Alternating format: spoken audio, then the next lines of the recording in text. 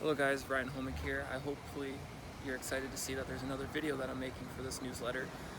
And this one's going to be pretty generic.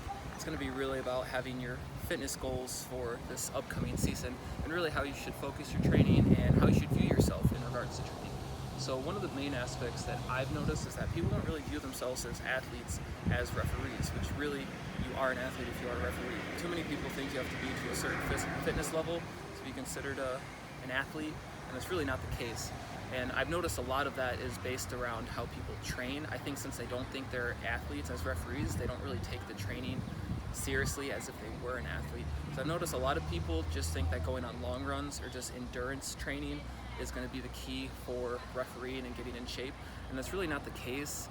A lot of things too, if you notice how versatile you have to be as a referee in regards to movements and speeds and acceleration and deceleration and changing on the dime, that's a lot of muscle strengthening and coordination that you need to develop. So you lose a lot of that when you go on your long runs that are just in straight lines and smooth gradual turns. And a lot that I've noticed is not only is it not going to harm you in regards to fitness, but it's also going to increase your risk of injury while you're refereeing. I think a lot of people who get injured during the season really wonder why, and if you're training as if you were a marathon runner and then you go out in a field and do sprints and quick changes, there's really no surprise that you're going to get injured as a result. And the same goes for people that just think lifting is the answer as well. I know a lot of people are a bit lazy and just think if they do a bodybuilding routine, at least they're muscular and that's going to be good. It's really not the case either, unless you're going on a stage for a bodybuilding show. You're really not going to be training effectively, and that can help you with injury as well, and you'll be more prone to that. So viewing yourself as an athlete is important, especially for those referees that used to be soccer players. You have an idea of what kind of training you need to do. Obviously training for soccer is the same as refereeing soccer in regards to movements, but yeah, including those versatile movements in training, and as well as speed and direction changes and strength are all important. So really keep those in mind and see how different you can make your training days day to day. You can have an endurance day, you can have a strength day. Make sure, I think the main thing that people don't add is an explosive day.